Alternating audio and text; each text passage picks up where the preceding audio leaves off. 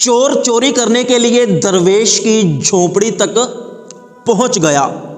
وہ دیوار پر چڑھا اور درویش کے گھر میں اتر گیا۔ اس نے دیکھا کہ درویش چارپائی پر چادر لے کر سویا ہوا ہے۔ تو جب اسے یقین ہو گیا کہ واقعی درویش سویا ہوا ہے تو وہ موقع کو غنیمت سمجھ کر درویش کی جھونپڑی کے اندر چلا گیا۔ اندر جانے کے بعد اس نے درویش کی جھونپڑی کے اندر جتنا بھی سامان موجود تھا اس نے ساری تلاشی لینی شروع کر دی۔ کبھی اس چیز کی تلاشی لے رہا ہے، کبھی اس چیز کی تلاشی لے رہا ہے کہ میں نے سنا ہے کہ درویش کو لوگ بڑے تحفے تحائف دے کے جاتے ہیں اور اس کے کافی مرید ہیں جو اس کو سونا چاندی دے کر جاتے ہیں اور وہ سونا چاندی اسی جھونپڑی میں رکھتا ہے۔ تو اس نے درویش کی جھونپڑی میں کافی دیر تک تلاشی لی، درویش کا سارا سامان چیک کیا، لیکن اس چور کو کوئی بھی چیز ایسی نہ ملی کہ جو قیمتی ہو۔ وہ کہنے لگا کہ میں نے تو سنا تھا کہ درویش کے پاس بہت سارا سونا چاندی ہے، ہیرے جواہرات ہیں، لیکن درویش کے پاس تو کچھ نہیں ہے۔ ساری محنت ضائع ہو گئی، میرا ٹائم ضائع ہوا ہے۔ جب چور کو درویش کی جھونپڑی سے کچھ نہ ملا تو غصے میں اس نے اپنا نقاب اتار دیا، کہنے لگا کہ آج تو بڑی مایوسی ہوئی ہے، چوری کرنے کو کچھ ملا ہی نہیں۔ جب وہ درویش کی جھونپڑی سے جانے لگا تو درویش نے پیچھے سے آواز دی کہ بیٹا بات سنو۔ چور نے کہا کہ بولو۔ اس نے کہا کہ ادھر آؤ، میرے پاس بیٹھ جاؤ۔ چور درویش کے پاس جا کر بیٹھ گیا۔ درویش نے چور سے کہا کہ میں جانتا ہوں کہ تو چور ہے، میری جھونپڑی میں چوری کرنے آیا ہے، لیکن تجھے میری جھونپڑی سے کچھ نہیں ملا۔ اگر تو واقعی پکا چور ہے تو خالی نہ جانا، کچھ لے کر ہی جانا۔ چور نے کہا کہ بابا تیری جھونپڑی میں کچھ ہے ہی نہیں، کیا لے کر جاؤں؟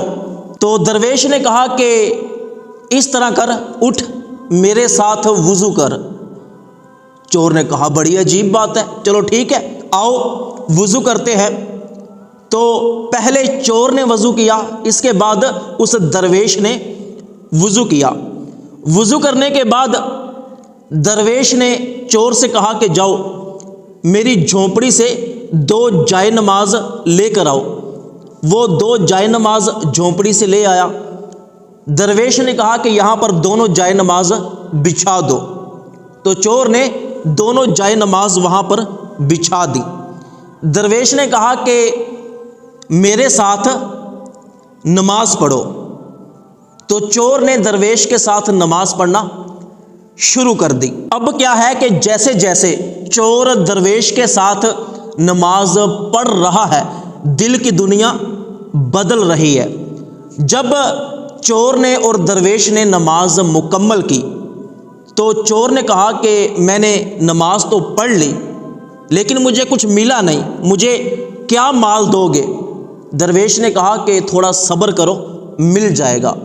اتنی دیر میں ایک شخص اس درویش کے پاس آیا، آ کر اس نے سلام کیا اور کہنے لگا کہ یہ سونے کے ساتھ لکھا ہوا اللہ ہے، یہ تحفہ آپ کے ایک مرید نے مدینہ پاک سے آپ کے لیے بھیجا ہے۔ پھر اس آنے والے نے سلام کیا اور وہ چلا گیا۔ درویش نے کہا کہ یہ لو، تمہارے لیے اللہ پاک نے مال بھیج دیا ہے۔ چور نے سونے کے ساتھ لکھا ہوا اللہ پاک کا نام پکڑا تو کہنے لگا کہ یہ تو کروڑوں روپے کا ہے، یہ سونے کا ہے، اس کی قیمت تو کروڑوں میں ہے، یہ تو بہت مہنگا ہے۔ چور نے درویش سے کہا کہ میں یہ نہیں رکھ سکتا، اسے آپ ہی رکھ لو۔ تو چور نے درویش کو وہ تحفہ واپس دے دیا۔